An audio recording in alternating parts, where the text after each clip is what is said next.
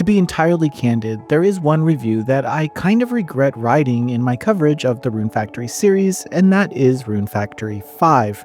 Other than the faint memories of Tides of Destiny, that 5th entry was actually my first full dive into the series, and at the time, I thought it was a solid game. But after playing Rune Factory 3 and 4, however, I realized just how underwhelming and uneven 5 really was. I wouldn't call myself a lifelong fan, yet my curiosity sparked again the moment Rune Factory Guardians of Azuma was announced. Early trailers suggested a clear step up on nearly every front, so I went in with cautious optimism. Well, the result is a farming RPG hybrid that now ranks among my favorite releases of the year thanks to an endearing cast, polished gameplay system, and a surprisingly gripping narrative. I offer these humble words. Great God of the Dragon Shrine, Moko something, may your divine glory shine forth and bless us all forevermore. Guardians of Azuma is set in the eastern land of Azuma, a region steeped in myth. You play as an amnesiac protagonist who discovers they are an earth dancer, which is a figure tasked with stopping a looming disaster known as the Celestial Collapse. Your initial goal is simple: awaken the gods slumbering in their villages. Yet, the journey soon spirals into a large tale among history, memory, and personal duty. The story begins modestly, almost comfortingly familiar, but the back half of the story grows ambitious and deeply character-focused. Stakes rise, twists land, and encounters feel tense without any drifting into melodrama. I can't spoil any details past the second village, yet I can say that the pacing blends lore, interpersonal growth, and upcoming conflicts in a way that never feels bloated. A fully voiced protagonist helps anchor the plot, where they're friendly enough to project yourself into, yet distinct enough in tone that conversations sound natural rather than robotic. Wow, she sounds intense. Yeah, a real meathead. Supposedly, the volcano would erupt in the combined rage of the dead. But that's ancient history now. Oh? Supporting characters appear throughout exploration and major quests. A few introductions feel a little rushed here, but most personalities shine once given room to breathe. Characters have always been the lifeblood of the Rune Factory series, and Guardians of Azuma continues this tradition. Bonding events are plentiful, but the loop is kind of straightforward. Talk to someone, choose an activity or topic, or hand them over a gift, then watch the affection rise or fall. It sounds routine, yet bond-specific quests unlock at higher affection thresholds, adding heartfelt moments that break up potential repetition. Highly prominent voice work sells each scene, and the English dub is spot on. My own favorite trio includes Hina, familiar from Rune Factory 5, Kanata, the Goddess of Light, and Clarice, whose stoic exterior hides real depth. While I did not explore the male romance paths, the female options are varied and rather compelling. A downside is that 2 romance routes sit behind DLC, which feels especially painful because those characters are present in the base game and build chemistry from the start. Every character profile lists likes, dislikes, and passive bonus unlock at bond milestones. Because interactions are compact, growing closer never turns into a grind. I was kind of wary that the talk gift activity cycle might feel one note, but the bond quests ease that concern. The new rewoven fate system deserves a nod as well. It lets you pursue alternate romance in parallel worlds without losing items or stats. Still, commitment-minded players may see this as diluting the weight of a final choice, yet it satisfies the what-if itch following forced multiple full playthroughs. And while bond bonuses include cosmetics, characters can also join you in battle, and later you can recruit monsters to expand tactical options. Combat itself is accessible yet pretty rewarding. Execute light and heavy combos, dodge telegraph strikes, and then unleash special abilities tied to your weapon of choice.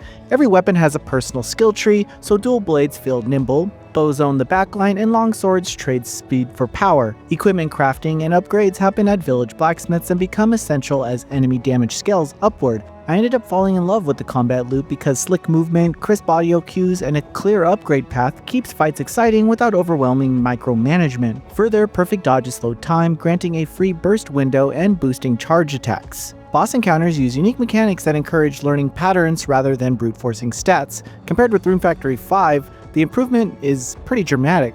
Exploration surprised me just as much as combat did. Overworld fields are wide without feeling empty, and dungeons feature side paths, distinct color palettes, and light puzzles, so travel rarely drags. The maps strike an ideal middle ground of being big enough to explore and small enough to avoid filler. Exploration rewards curiosity through shrines and frog statues that hand out crafting recipes, cooking plans, and gear.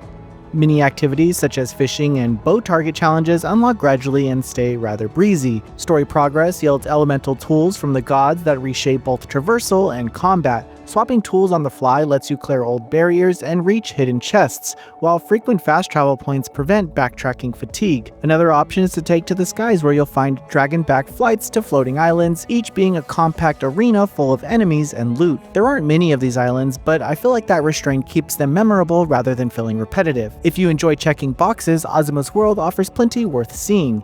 Village management makes up the other half of the experience. Farming, building, and decorating feel intuitive, even if you're unfamiliar with life sim games like this. Plot out soil tiles, plant seeds, water as needed, and watch crops grow. Soil type, elevation, and regional climate matter, yet they remain digestible. Eventually, villages level up through tasks, attracting new residents who can be assigned to farming, smithing, or shopkeeping. Delegating chores means you focus more on exploration and quests without losing any revenue. Crops are your financial backbone in this adventure, shipping automatically every day, though you can toss in extra items for quick cash. Guardians of Azuma uses a calendar, so days pass, shops close, and the villagers even celebrate their birthdays. If you stay up past midnight, you'll probably take some damage or risk next day debuffs, so you're encouraged to make up a routine.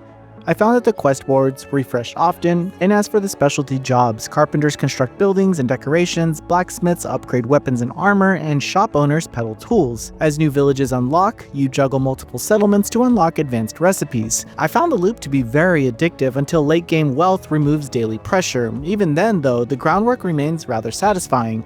Azuma's villages can feel a little cramped, where farmland and open plots are limited, and while story beats sometimes expand boundaries, growth never matches the volume of decor recipes that you earn. As someone who enjoys a side of simulation rather than the full plate, I still wished for more space to flex creative muscle. Cooking straddles a line between rewarding and cumbersome. Dishes grant genuine healing and stat buffs, and some even require co-cooking with your favorite characters, which is kind of charming. However, recipes can chain into other recipes, and sourcing ingredients becomes a scavenger hunt across menus. A where to find prompt or direct ingredient purchase option would have streamlined this process. There's a decent skill tree, though at least half of the nodes offer plain stat boosts that feel more like padding. It's a minor complaint, yet trimming the fat would make unlocking new abilities more exciting. On PC, Guardians of Azuma ran flawlessly for me. No crashes, no hard-locking bugs, and only the occasional texture pop when flash traveling. The soundtrack blends traditional Eastern instrumentals with upbeat farming jingles. Each area's palette pops with saturated greens, misty purples, or lantern-lit reds, allowing each zone to really feel visually distinct. It's rare for a single sequel to reinvigorate a series so cleanly, yet Rune Factory Guardians of Azuma achieves that goal. Between addictive village building, rewarding exploration, and varied combat, a lovable cast, and a plot that goes further than its low-key opening suggests, Guardians of Azuma stands tall amongst the franchise's best. And sure, menus can feel busy, villages could use a little more breathing room, and a few quality of life tweaks would help cooking and skill trees shine brighter. Even so, these blemishes never tarnish the core game loop. Once the rhythm of farming, questing, bonding, and boss hunting clicked, I found it almost impossible to put the controller down. Noisy Pixel is giving Rune Factory Guardians of Azuma a 9 out of 10. Thanks for watching. This video is brought to you by our supporters on Patreon. Noisy Pixel is run by a group of gamers providing independent gaming coverage through news, reviews, previews, and more. Check out our Patreon to help support our continued growth, and subscribe to keep up with all our future content.